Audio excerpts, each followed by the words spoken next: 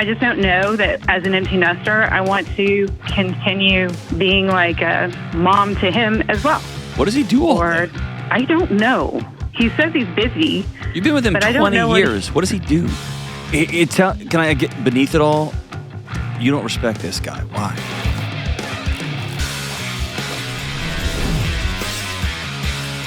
What up? This is John with the Dr. John Delony Show.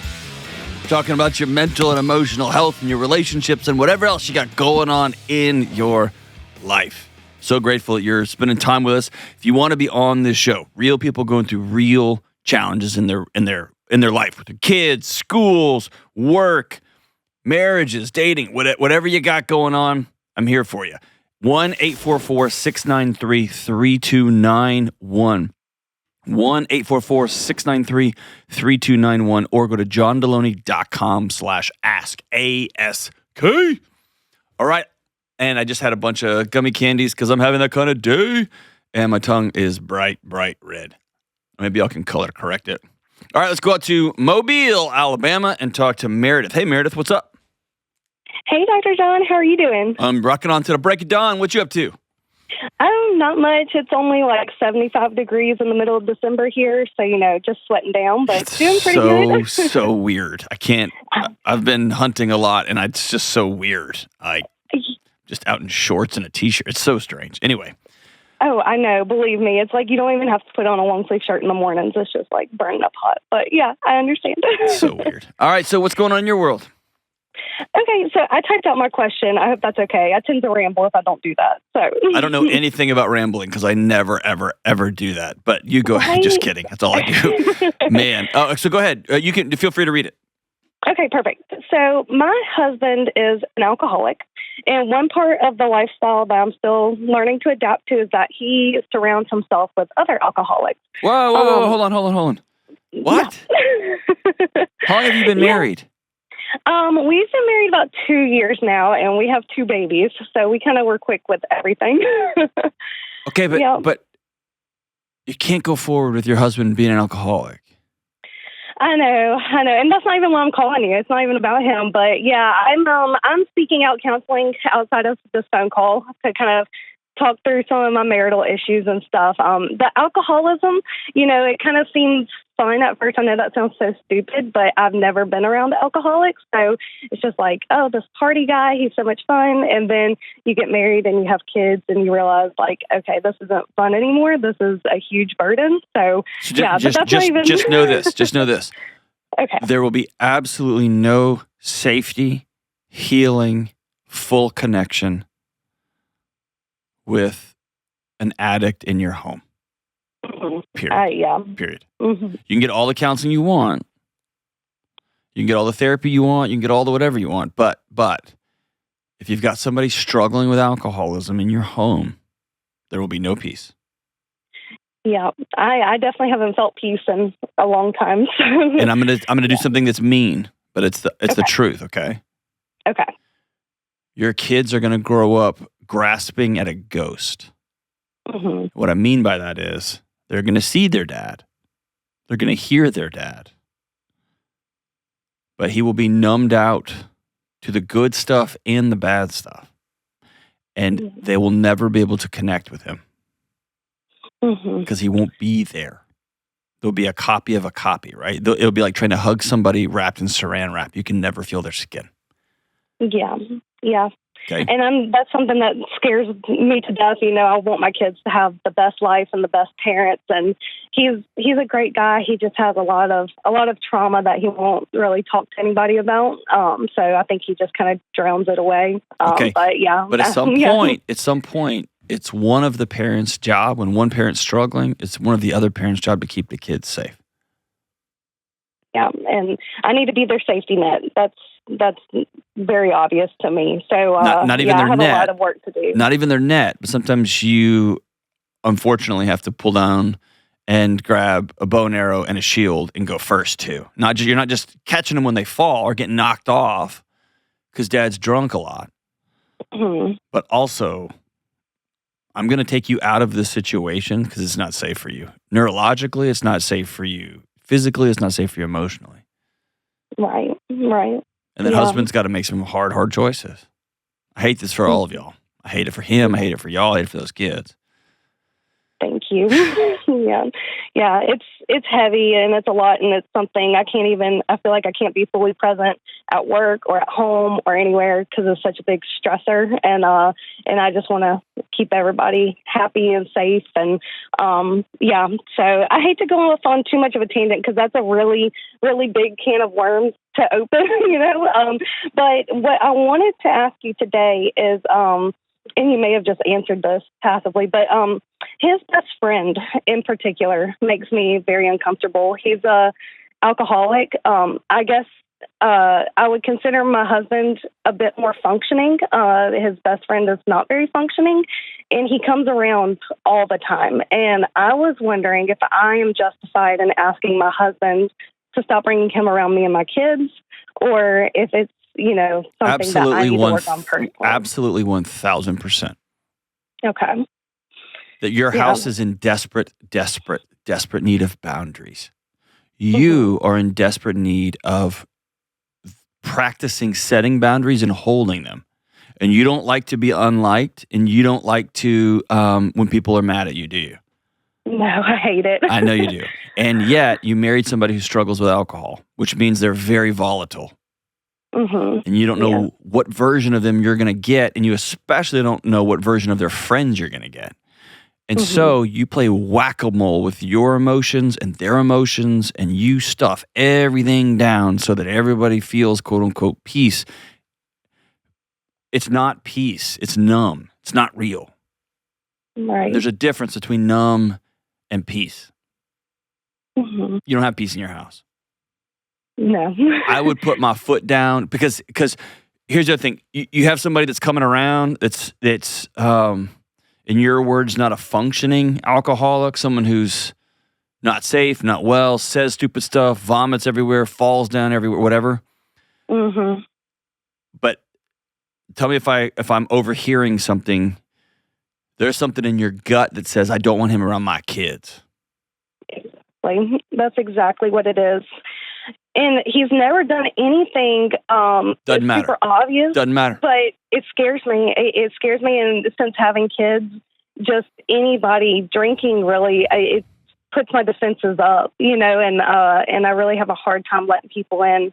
But it scares me to death that one day I'm going to turn my back and he's going to try to pick one of the babies up, or he's going to trip over them, or just anything. I don't know. It just scares me to death. And my husband doesn't get that. He just doesn't understand where I'm coming from at all. So yeah, it just scares me to death. Okay. He is cashed out. Mm-hmm.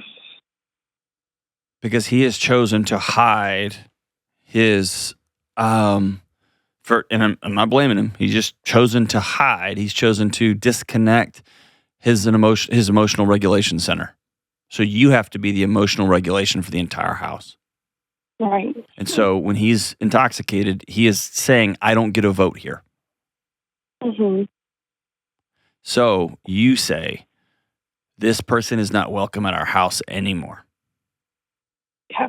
And if you choose to bring him over, you are choosing to send us away, and I will take the kids and we will leave. And you, Meredith, have to have the courage to keep your kids safe and to pack them up and leave, even if that means going to a hotel. If that means going to your parents' house. That means going to his parents' house, wherever's the next safe place. Yeah. And when he throws a fit and acts like a child, you can say, you're not going to put my children at risk with your drinking, and especially with the people you bring to this house. Mm-hmm. Period. Yeah. I've had that in my gut, for so long now. The idea that if he comes home drunk tonight, I'm taking the kids and leaving. Or if he brings his friend over tonight drunk, I'm taking the kids and leaving. And, it constantly plays in your head. And it's this constant reenactment in my head of what's going to happen and what I'm going to do. And I'm just waiting for that moment. So, but listen. Brene Brown calls it dress rehearsing tragedy. Mm-hmm. You have thousands of imaginary conversations in your head that you're not having in real life. Right. The problem is every time you go down that road, your body spins up as though you're actually in it. So your body's fighting wars all day, every day. And that's why you're so tired. Mm-hmm. Just take action. And by the way, I think it's fair for you to lay it out for him when he's sober. Okay. Like, hey, we need to talk, and it's always better to do it at breakfast, not at nighttime. But some people don't do it. Whenever, lunch, breakfast, whatever. I'm going to say a few things, and I'm going to ask you to listen. No rebuttals, no fights. I'm going to ask you to listen. Mm-hmm. If you come home drunk again, you are sending me and your children away. That's a choice you are making, but we will not be here anymore when you're drunk. Number 2, if you bring somebody here, I will call the police and have the police come take this intoxicated person out of my home. Right. Or me and the kids will leave. I like option 1 better because I want the friend to think twice before coming to your house. Mm-hmm. Right. And I've tried to make it so obvious, like I will pack the kids up and go somewhere, and I won't come home until, I just feel like I can just put the kids in bed and, like close the doors and try to make it obvious that I'm trying to stay away from them when they're drinking. And it's Meredith, not obvious we're past at that. all. No, They've numbed the obviousness. Mm-hmm. Right. That's not a word, but they disconnect that when they start drinking. Right. Yeah.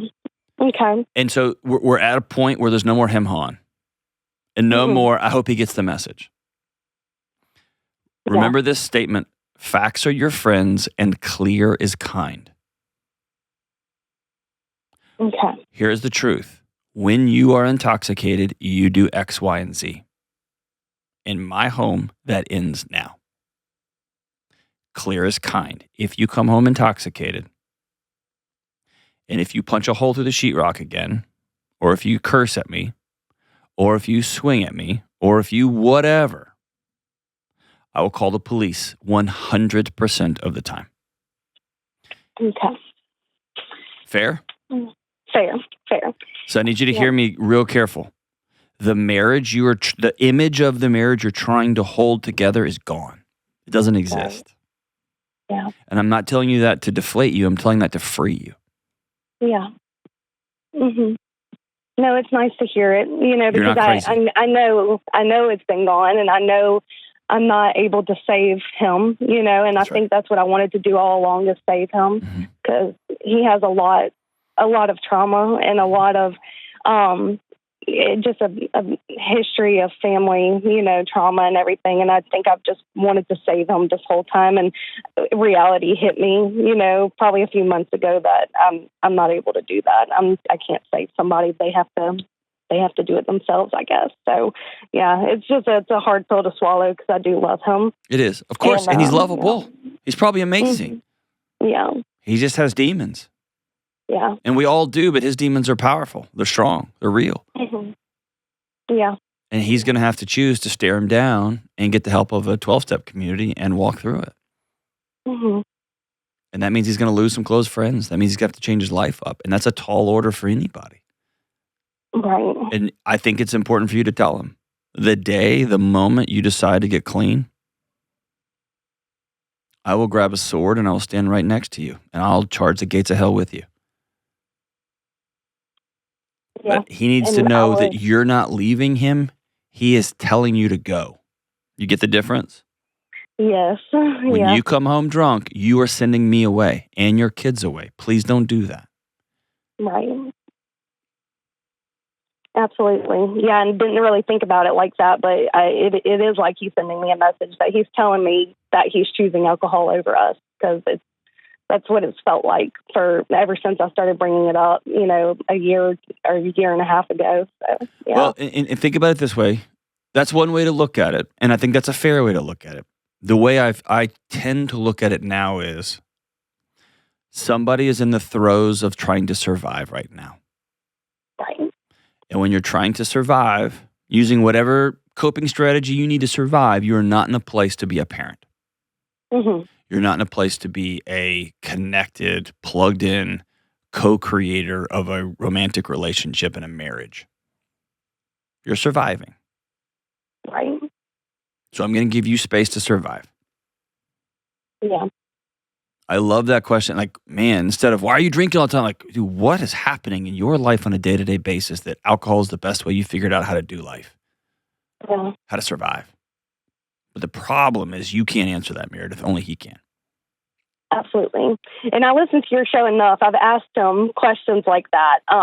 But he's a big, strong man that doesn't like to talk about his emotions, right? So I know. I don't think I'm the one that's going to get that out of him. I think he needs, somebody else other than me. But I'm still going to try. I'm still there for him 100%. Absolutely. But it's just he doesn't want to open up to me. And I think there's a lot of demons there that he doesn't want to open up to me about. And probably opening up got his head knocked off early on in his life. Yeah. It's probably being real safe. He is. And I bet you underneath alcohol, he's a pretty great guy, isn't he? Oh, yeah. Yeah. Fantastic. There you go. And so he's worthy of being loved, and he was worthy of you trying to go rescue him. He really was. And I hate that you figured out like I don't have the strength or the tools, or it's not possible. And so that's my plea to him. That he's worth a different kind of life.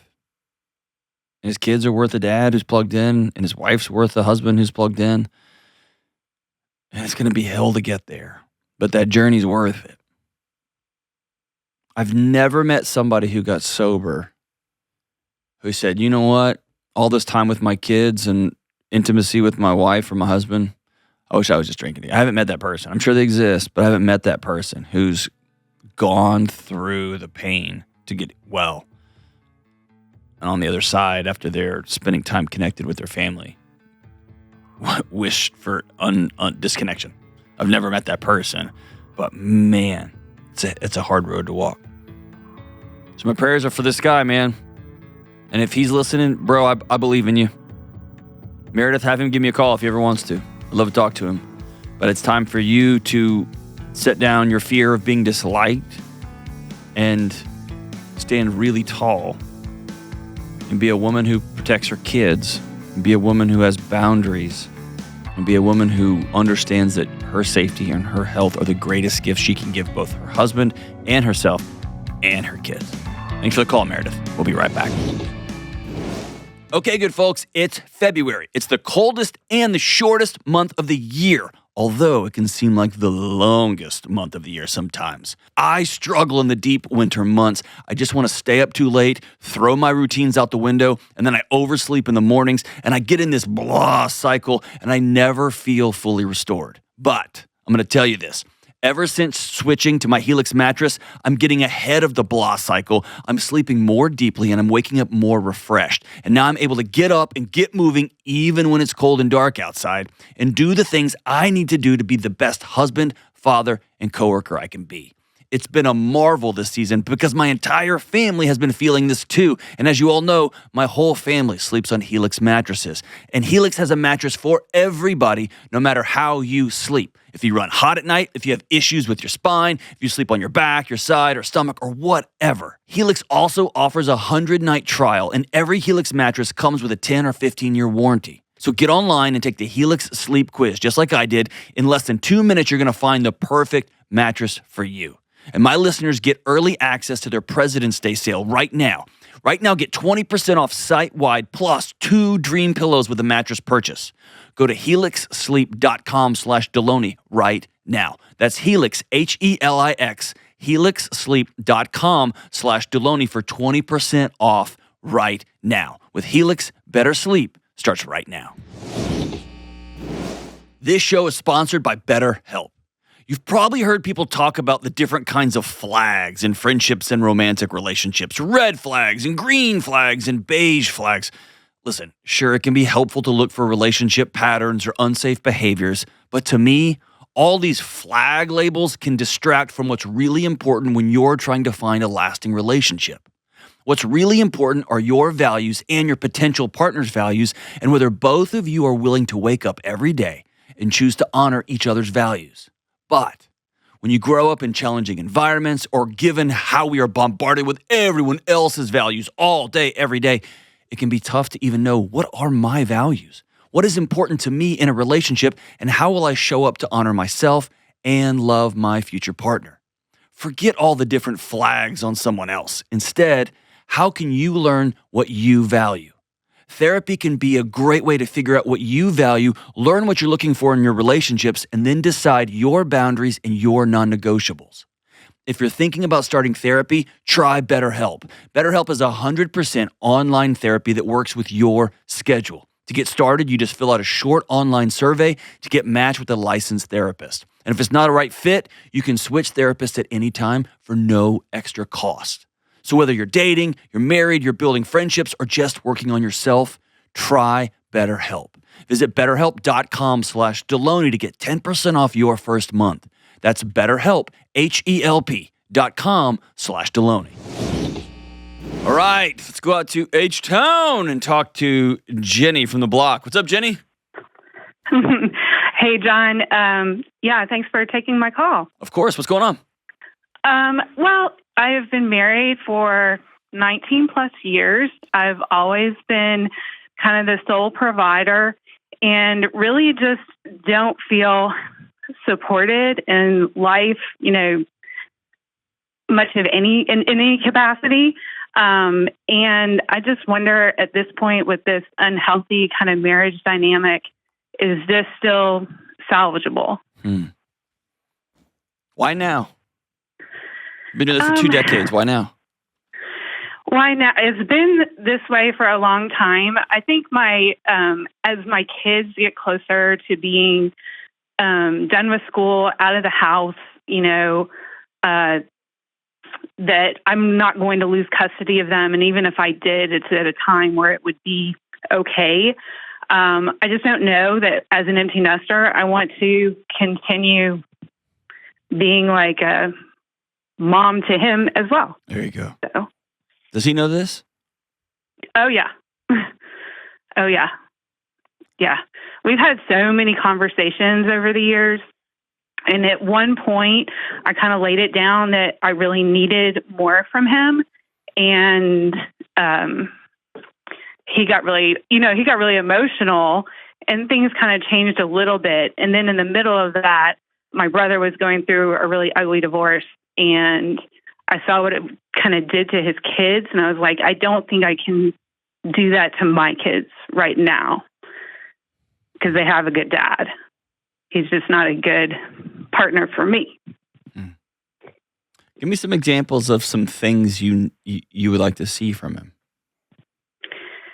So he doesn't really take initiative to help with anything. So like if something needs to get done around the house, he doesn't notice that it needs to be done. Like I finally got, a bunch of clutter removed from my house, out of the house. And, he still didn't notice, hey, the dishwasher still needs to be run or unloaded or, to pick stuff up off the floor, or the kids need to go to the dentist, or the kids need to go to the doctor. What does he do all day? I don't know. He says he's busy. You've been with him 20 years. What does he do? I don't know. Well, one thing he does is he kind of took on a volunteer role in our community. And so he spends a lot of time like doing that, but it's not like it's a paid position. And one time I actually got a call from my daughter's school. Hey, can you come pick your daughter up? She's ill. And he wasn't answering his phone because he was in a meeting for this. It's like, dude, it's volunteer. Leave, go pick up your child. She's literally around the corner from you, from where you are. Oh, man. So I have my own opinion on this, okay? And I'm willing to be wrong. So to answer your original question, yes, I believe 99% of marriages are salvageable. That's not true. 95. I don't believe ones where someone's beating the other person up physically. Those are over. But I do believe in people figuring it out and choosing to do something different. I do believe in that. I've been there myself. I believe in it. But it takes both people, and it takes a setting down of ego that is very hard to do. So I can be wrong here, but I look at this as a matter of fidelity. And what I mean by that is it sounds like your husband has been cheating on your household for years. through inactivity, through a lack of willingness to engage, through putting volunteer projects to boost his ego above caring for his family. It's an integrity issue. It's a lack of fidelity. It's cheating. It might not be with a romantic partner. He might not be sleeping with somebody, but he is choosing other things to go in front of his household, in front of his marriage. And my only pushback on you would be, and this is, again, very un-Hollywood, very unromantic, but very just the way the world actually is, not the way La La Land told us it should be. Have you sat down and said, I need these things at the house? I have. Okay. He really wanted me to make a list. And I was like, you don't work for me. Right. Like, why am I making you a literal, he wanted details and all of, just a breakdown. I was like, all right. So let me, I don't know him. And I struggle with guys like him. Okay. And also, I'll defend him for a little bit. And you can tell me if I'm out to lunch here. When my son was born, I've talked about it on the show, when my son was born, I didn't know how to put on a diaper. I didn't know how to do it. I tried, but I got the message real quick that everything I tried was wrong. Every time I would do the dishes, I would put the dishwasher, empty the dishwasher. There would always be this, my wife would go back and, quote unquote, do it right. The lids don't go right there, or they need to be stacked in this order. Or why'd you put this thing on top of this? I just knew that everything I tried to do was wrong. And so then it was like, okay, I need you to give me a list of how you want this stuff done. And I know that sounds super annoying and frustrating. But my question to you is, does he have a litany of, if you look back over 20 years, just a long list of not ever really doing stuff right? He can if he takes an interest in it. The issue sometimes is that he tells me that I'm worrying about things that are not worth worrying about. I don't have an opinion as to what is important and isn't. So is it like I've had this argument with, I've had this argument across the board. I could gladly do the dishes in my house 3 times a week. My wife likes them done 7 times a week. So she can come home and do the dishes 4 times. If we, let's say we were both working, and I can do them 3 times, and she can say, hey, I'm doing the dishes way more than you, and I got another full-time job. And really, she is. It's true. But underneath it, we have a values issue, a belief issue. I believe we could do it every 3 days. And she's like, I don't want to go to bed without them. So when you say you don't have an opinion over it, or he doesn't think it's a big deal, give me an example of something. I think, so this one's kind of gross, but there is the toilet sometimes needs to be cleaned in between when someone is coming in to clean the house. We pay someone to come in and clean the house. Yes. They come once a week. So sometimes things need to happen in the in-between. Correct. And I don't think, if I point that out, and I do it sometimes, just once when I'm needing to run out the door and I say, hey, can you show some attention to the toilet? And he's like, I'll get to it. I have this other thing I have to do first. So it's frustrating because I can do all the things, but I'm not going to kill myself to do it. And I would just like for, sometimes for it to be like, hey, yeah, no, it's all taken care of. No problem. Or you just go do it and don't make a big deal out of it. So do you want him to read your mind some? Not really. I literally, he acts like that's the case, but I am a very super basic person as far as I am so routine, you can tell the clock by what I'm doing. So there is nothing that I'm doing that's new. I've really made it to where everything is pretty streamlined. it's not, like if there's dishes in the dishwasher and it looks pretty full, just run it. That's it, and it doesn't have to be, I'm willing to do it if I'm around. And once they've been done, then they need to be put away. But what he'll do is he'll just like leave it for 3 days. I'm like, dude, you can't leave the clean dishes in the dishwasher because it didn't dry well enough. Like you have to just take them out and, and dry them. But this is over 20 years. Like it's the same things. There's not anything new. He just develops an interest in something that isn't like really that pressing, and he decides that he's going to focus on that instead of doing like the things that need to be done every day. And it sounds like there's a disagreement on what things need to be done every day. And it sounds like that is definitely true. But then you get into they need to be done my way. And then it needs to be done, okay, well then just give me a list of the things that need to be done your way. And then you go, well, I don't want you to just like give you a list. I want you just to kind of know. And then he says, okay, well, I do know, and someone's going to come clean that toilet in 2 days. I don't want to scrub it. It's disgusting. Somebody blew it up. They'll be here in 2 days. We pay them a bunch of money to come do it.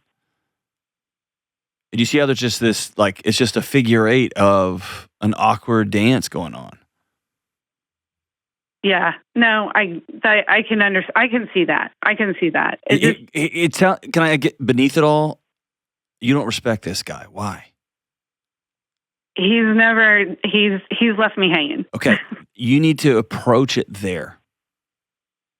Because I think you're going to lose the conversation. I think he's gotten it over the years. I need to be able to read her mind, what she wants, when she wants it. And in your head, your routine is ironclad. It's so clear. You can set an atomic clock to it. He clearly doesn't get it. And so it goes back to he should be able to just know my routine. Well, he doesn't. But if he asks you about it, you get frustrated. So we can have that proxy war, fine. The real deal is you don't respect this man. And when your last kid leaves, the thought of spending another 20 or 30 of your best years of your life with someone you don't respect just curdles your stomach, right? Yeah. He's just, because I can't trust him. I can't trust him to pick me up. I mean, it's just been demonstrated several times that he's just not willing to step up and do that. Have you sat down and said, I don't respect you because you haven't done anything to earn my respect? I absolutely did. And a lot of it is he suffers from anxiety. I do too. You move on with it. You heal and you get on about your life. To get help from it, he won't do it. Okay. And as far as I'm concerned, it's a matter of fidelity. Because I told my wife, till death do us part, I'll show up. I'll be here. And that means when things pop up in my life, health issues, emotional health challenges, I got to go do the next right thing to be well so that I can show up like I said I would. Do you get what I'm saying? Yeah. Yeah. And that becomes almost like a boundary issue because he literally wants me to call and make the appointment for him. Yeah. No, he wants you. You've been his mother for 20 years. Yeah, and I just don't feel like that's my role. So he asked me, well, do you think this or this? Do you think this or this? And I'm like, I would just pick something and go. Except that when he picks something and goes, you're like, well, why'd you wear that? No, that I'm well beyond that. Okay. As far as that. Did you used to be like that? I've let that go. Oh yeah. Okay. Yeah. So I want to say like all of this is earned on both sides. And you might in your head be like, I don't even care what you wear anymore. Just wear something. I'm so sick of the question. And he still remembers the time he felt like he embarrassed you somewhere and you let him know he embarrassed you somewhere. And so he's just going to, all right, cool. I'm just going to ask every time. Which again, he sounds like a high school kid. Not a husband of somebody who's he's not a partner. He's a kid. I guess the question for you, do you have somebody already? What? Like no. No? No. Okay. No. I do have, I mean, part of the thing is for the past several years since I decided, well, I'm doing this but I'm not happy about it. And so I spent several years on what I'll call like the dopamine rush. Like, oh, I'm going to eat this food. I'm going to buy stuff. I'm going to, all of these things. And so when, especially men, because I'm not really attracted to women, but especially men who showed me care when that's not what I get at home, it does, I do feel that attraction. I crush on people that I have no interest in. I would never like do that, but it's like, I think there's still a part of me that mourns for that partnership. That's what I thought I was getting. That's right. So I can't think of a more important step for you guys to take, which is you guys to go sit down with a marriage therapist together. And stop talking about stupid stuff like chores. And I'm calling them stupid. I'm being inflammatory on purpose. Chores are important, and roles are important. All that's important. But y'all have way deeper issues. And here's the thing. Like, you're on a countdown clock. Like every job comes in, they're like, all right, it's 1 week till Christmas. I need everybody to plug in. And everyone's like, yeah, okay. Right? That's where you are. You're counting it down. And I don't want you to look at the next 2 or 3 years as just something to endure before you can then go live your life. I want you to have left it all on the table. And right now, behavior's a language. He's choosing other things in front of you. And also, it sounds like he has learned over time there's not really anything he can do that he can win. Have you ever sat down and said, hey, you got to get a job? Yeah, that was a conversation we had probably like 11, 12 years ago. Why didn't he get a job? So he decided he went and talked to people. So he's a big crowdsourcer. Went and talked to all these people, called into all these other friends. Oh, I need to do this testing for certification. And he couldn't pass the testing. And then, it just kind of like fell away. He hooked up with an old high school friend about a year or so ago. And the guy's like, oh, well, we can get you, you should come talk to my boss, da, da, da, da. And he went in and they're like, well, you're really, kind of past an entry-level position, but don't really hold the certification for this other thing. So, and, his whole thing is, oh, well, like all of my friends who have all these great jobs, they're not anything special. I'm special. I have, this many degrees. And all they did was be born to a family that gave them stuff, gave him a company. I'm just like, so he's delusional. He needs to go to Walmart. Like, he needs to go to Walmart or Costco and throw boxes. He's been out of the workforce for 20 years, 2 decades. Well, he's probably been out longer than that, because when I married him, he was actually living with his parents. Good God and I Almighty. didn't realize that meant that like he wasn't actually like earning enough to be on his own. Dude, he won the lottery with you. You were a scratch off for him. He got to avoid all of reality. Here's the thing. I think you have to be at an or what? Because I don't know that he can sell. I don't know there's a thing he could do right now to salvage it. He's going to have to become a different person. And I think out of fairness to him, I don't know that anybody can become the person that you want him to become overnight. So you're going to have to take ownership in your part in creating this. Meaning, he had his head as a stay-at-home dad, and you had this in your head as a sole provider, and we talked about it, and he's never been able to do it right or do it enough, and he's had no purpose for 2 decades. Like, it's just, you get what I'm saying? It's just a big thing of molasses. It's just goo. And I think somebody, and it's probably going to be you, because he doesn't have any initiative, and if he did poke his head up, you might whap it down. Like, you need to say, all right, all this is going to stop. All this is going to stop. Here's what I need. I need to respect my husband. I need you to have a job. And I need no complaints, no whining, no this and that. I need you to go to Walmart. I need you to go to Costco. I need you to go get a job throwing boxes. I need you to work to participate in this family. And I need to take ownership for I've let the way I wanted it done override our relationship for 20 years. I'm sorry. I'm going to tell him I'm sorry for beating you up for doing the dishes every other day instead of every day. I know we hire someone to come clean the toilets, and I should have told you I expect you to clean them on all the days in between, or whatever the thing is. Then you got to be real clear about what you want in your house. Real clear about what you want in your house. And that's going to start with being real clear about what you want inside your own chest. I think your marriage can be saved. I think you go out and build something amazing. But you're going to have to start with practicing peace. Hang on the line. I'm going to send you a copy of Building a Non-Anxious Life. That'll be my gift to you. Whew, read it. Both of y'all read it. And maybe that'll be your roadmap out. Y'all need to call somebody ASAP. We'll be right back. All right, good folks. It's Valentine's time. I don't know why we need yet another holiday right after Christmas, especially when it's cold and dark outside, but they didn't ask me. So Valentine's it is. And if you're wondering what to get that special person in your life during the Valentine's Day season, you've got to check out the entire Cozy Earth lineup.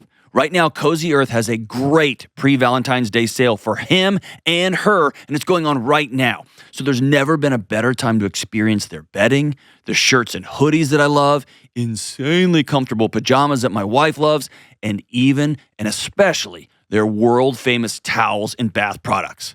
Everything Cozy Earth is soft and breathable and virtually indestructible. Their sheets and sleepwear keep me and my family cool and comfortable all night long, and the bath products inspire me to want to shower on those days when I don't even want to get out of bed. Make this a Valentine's Day to remember. And if you didn't come through for Christmas, here's your chance to go above and beyond with Cozy Earth. And again, Cozy Earth has a pre-Valentine's Day sale exclusively for you watching or listening to this show. 40% off all products. 40% off. Visit CozyEarth.com/Delony and use code Delony. That's Cozy, C-O-Z-Y, CozyEarth.com/Delony. All right, let's go out to Washington, D.C. and talk to Lynn. Hey, Lynn, what's up? I'm good. How are you? I'm great. What's going on? So my question is, how do I know if I'm the problem at work and figure out what I'm running from? I think Taylor Swift figured out that she was the problem. It was her. So what's going on at work? So I'm 30 and I've just had, it feels like a million jobs. I work really hard and I got offered another position, and I remember what you say of you go with you, and so I paused for a minute and can see different patterns where I feel like I make mistakes and blame it on other things, and then go to the next opportunity and the next brightest thing. And I work really hard. Of course you do. But it feels like I take too much on. Can you point back to somebody in your life that gave you love when you achieved things for them?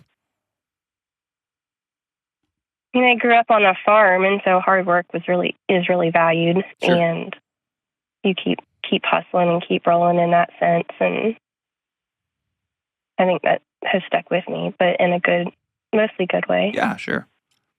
Those values are great, man. What do you want to be when you grow up? You're 30 years old. Right now I'm a teacher. Okay. And a provisional license, so it means I don't know what I'm doing, but I guess somebody reached out for a PhD, which let me go back to doing marketing, which is what my background was in. And it would take a move, but the research side of it could open up a lot of doors with community development and things like that in rural communities. And so I just have to decide, I guess. But my grad school advisor suggested me, but all I can think about is how I messed up my thesis really bad. So why would I, again, the you go with you, I just see so many common threads. I'm not even sure I understand what you just said there. Your graduate advisor recommended you for a doctoral program somewhere. Yeah. But you didn't do a good job on your thesis? Yeah, that's what I think. And I just take on too much. Like the thesis grew too big, and I'm a teacher, and I'm here till midnight all the time. But everyone's still complaining stuff's not done right. Are you married? No. Do you want to be? It just hit me that, yeah, I do. But it takes so much at work. I can't do both. So I've just thought maybe I'll pick one and go with it and be a teacher. And I'm Christian, and you work hard and serve Christ, and it works out in the end in heaven. So I think that's what I'll do. I'm a Christian. I did tons of grad school. My wife did tons of grad school. She was a teacher.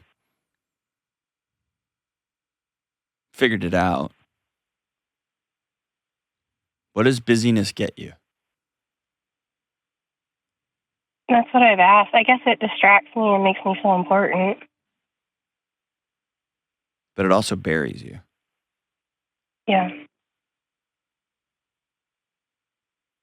My friend Ian Simpkins says if busyness is your drug, rest will feel like stress. Or are you scared to slow down and hang out with your friends and laugh? I don't know. I can't figure out how to turn it off. If work's slow, then I'm at church doing stuff with the homeless ministry. Like, I don't know. I just always am doing something. I know, but that's because you're hiding from Lynn. Why? Lynn sounds like a pretty amazing person. Why won't you let anybody get to know her? I mean, I meet a lot of people. I know, but they don't know you. They see you. They don't know you.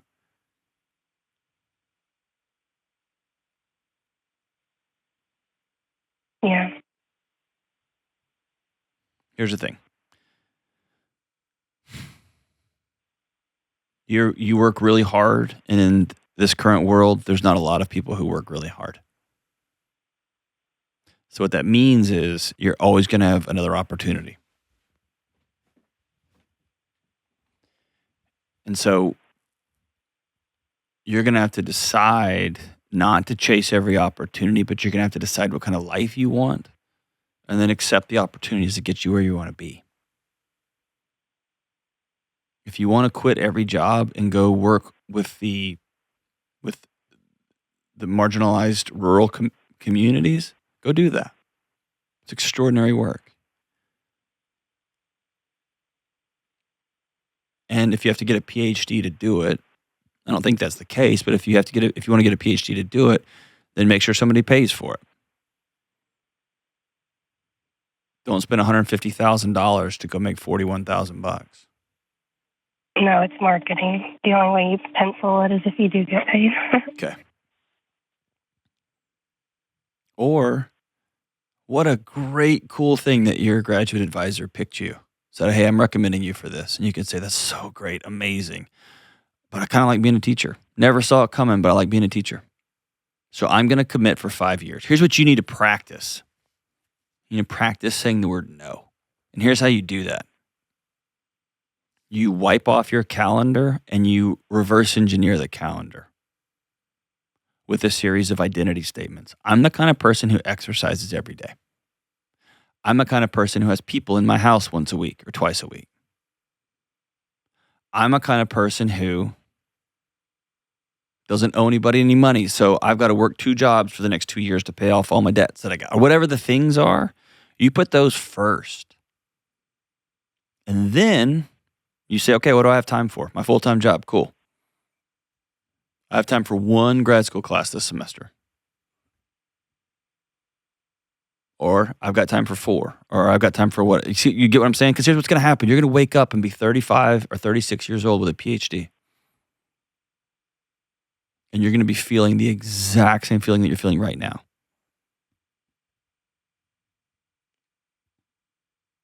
Which is, oh, I don't really know what I want to do. What's next? I don't this thing, and I don't know. Like, do you get what I'm saying? Yeah. And I know that because I woke up after my first PhD with that same like, all right, okay, so, all right. My second one, I was obsessed with trying to figure out how I could be better at helping people. And dude, it flew by. I was a dad with 2 kids and a full-time job, and you still make time work because it was the most exciting thing in my life. I couldn't wait to learn more, to do more, to be connected more. I had to fight upstream. I had to tell everybody, I want to do this thing. It wasn't like, hey, I want you to do this. I want you to do this. I don't know.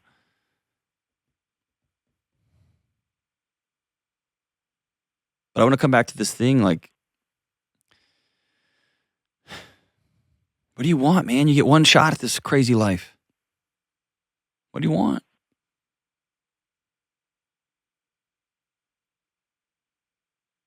That's not rhetorical. I'm being serious. What do you want? Oh, sorry. I guess I want a family, but you can't just wait for that to happen. And it doesn't work to do teaching and have a family. That's not true. So I think teaching. That's 1,000% not true. And I know that because I was married to a teacher. You might not be able to be a teacher at a place that requires you to be there till midnight. Or you might have to be a teacher and not get on a bunch of committees because you've got different roles and responsibilities. Yeah. The program that I coach a club, and it takes so much time. I don't think I could do it. I think I'd have to get a different position because I can't do it halfway. Great. And just know. But you're taking yourself out of positions where you meet other people. Well, I've worked hard to organize church groups to meet together and different churches to get together and stuff like that because that's what you talk about and that's what the world needs. I know, but you're expecting other people to give you something you don't have, which is you don't so much care for Lynn. But you want other people to. Yeah. I want you so to... does caring... Oh, go ahead. No, you go ahead. Go ahead. So does caring for me look like just doing less work? Like, what does... Maybe. I don't even know. It might look like rest. For some people, caring for themselves looks like doing a whole lot more work. For some people, it's doing a whole lot less. You know what your drugs are. If your drugs are affirmation and gold stars and certificates and hours worked, then yeah, I'm going to tell you. I ended up with a massive wall of certificates. It's not an antidote when your wife says, do you still want to be married to me? It's not an antidote when your daughter says, get away, daddy, I don't like you. I promise you. It's cool. It's awesome. All the accolades, all the different dinners, all the plaques, they're fine. They're cool. But I can tell you, I got rid of most of them because they don't mean a whole lot.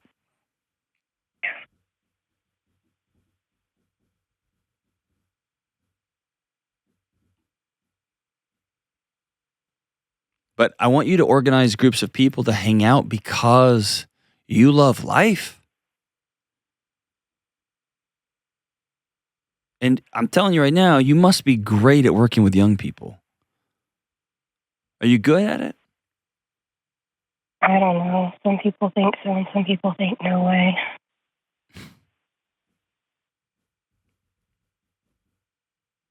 I think it's important for you to sit down with somebody and dig into this negative voice that is constantly beating you up. Because it's not true. I was a graduate advisor of students. I would not put my name and reputation on the line to recommend a student for a PhD program if I didn't think they were going to go out there and do well. That's the currency in doctoral programs. Or are they going to go out and make your advisor look good? But you can't see it. I've worked in education. They don't put people around, the coaches don't last very long if they're no good. You can't hear it. When somebody tells you, hey, great job, you're doing awesome, the only voice you hear is your voice going, yeah, but maybe not. And that's going to sabotage a dating relationship. That's going to sabotage a new family. That's going to sabotage new career stuff. And you're going to constantly just be meandering around searching for somebody to fill that gap. And that gap's got to be filled by you. And it takes professional intervention sometimes. So I want you to call a counselor and say, I have a negative voice that I can't get control of. That no matter what the external world tells me about how great I'm doing, I can't feel it, I can't see it, I can't hear it. I need help.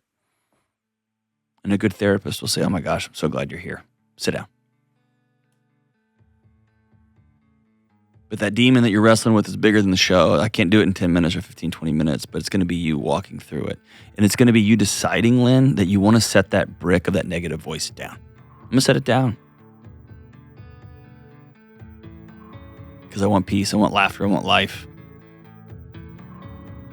I don't want just another shiny certificate. Thanks for the call, sister. Let's let this be day one. And you say, okay, I'm chasing light, I'm chasing laughter, and I'm chasing peace. And I'm going to start with a professional. I'm going to start clearing away the stuff that takes away from that. And maybe you end up in a PhD program, maybe you end up as a teacher. Who knows? Or neither. Not really a right path here. It's just a path that gets you wherever it is you want to go. We'll be right back. All right, so I've done some soul searching recently, and I've come to the realization that I actually love the internet. Just kidding. It's the worst. I mean, it is amazing, but it's also the worst. And it doesn't matter if I don't like it, because everything in my life and your life takes place on the internet. Our work, our personal messages, our communications. We buy most of our things on the internet now. It's where we live. And because so much of our lives take place on the internet now, it's become normal to just give away our email addresses to random companies who then turn around and sell them to other companies. It's become normal to create all sorts of different accounts for banking and shopping and social media. It's become normal to even order our food and schedule our garbage pickup with our phones. Listen, whether you like it or not, your personal information is everywhere across the World Wide Web. And this is why I'm so thrilled to use and recommend DeleteMe. With all of our online activity, who even knows where our data is and who has access to it? Chances are very high that data brokers buy everything about you and they watch every move you make on the internet and they're selling it to bad guys. But my friends at DeleteMe will find and remove your personal data from hundreds of scammy data broker websites. And they'll send you detailed reports throughout the year showing you exactly what they've removed and from where. So while we really can't avoid the internets, we can try to make our personal data personal again with DeleteMe. Individual DeleteMe plans start as low as $9 a month. So go to joindeleteme.com/Delony today and get 20% off. That's joindeleteme.com/Delony. All right, we're back. Am I the problem, Kelly? All right, this is from Haley. She says, am I the problem for being upset that my family chose a vacation over my college graduation? Oh, man. I'm currently a senior in college pursuing a bachelor's of science degree in public health. I'm a first-generation college student and have paid my own way through all 4 years of schooling, so this day is extremely important to me. When I informed my family of my commencement day in the spring, my mom told me that they'd be on a cruise that week with no thought to try and find a different date. The ceremony is 5 months away with plenty of time to find alternate dates. Am I the bad guy for thinking they should reschedule their vacation even if they lose money? Dude, screw them. Dude, you're a first-gen student that scratched and clawed and fought your way. I used to go backstage from graduation. I used to read the names of graduation. I used to go backstage and weep, especially for those first-gen students. Because it was like, I mean, they took a machete and went out into the jungle to carve a new path for them and their family. And there were some families, dude, that you'd always give the big speech like, no, hold your applause till the end. And there'd be some of those first-gen students who would cross the stage, and it didn't matter. That place would erupt and the whole thing. And then there'd be those other students who would walk across all by themselves. And it used to make me weep. It broke my heart for them. So my guess is this person has been carving their own route alone for their whole life. And they were hoping that this would be the moment, and they found out in no uncertain terms, that call's never going to come. That, hey, we're proud of you. It's not going to come. That doesn't mean you don't keep going. As Jesus says, you dust your sandals off and go into the next town. And families, go to graduation, for crying out loud. It's literally the most boring thing on the planet ever. Just go. Do your cruise later. Jeez Louise. What do you think, Kelly? Am I crazy? No, I agree. So I was a first-gen college graduate in my family, and my dad died 5 days prior to my graduation. Good God, Kelly. But my entire family still came because it was so important. Again, first-gen college grad, and it was so important that they all showed up because it's what you do. It's what you do. Yeah. You go. So yes. Sorry for saying screw them, but screw them. Hope their cruise isn't that great. How about that? That's me just being petty.